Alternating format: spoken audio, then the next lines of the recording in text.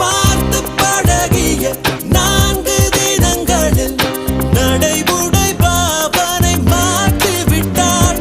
சாலை முனைகளில் துரித உணவுகள் வாங்கி உண்ணும் வாடிக்கை காட்டி விட்டாள்.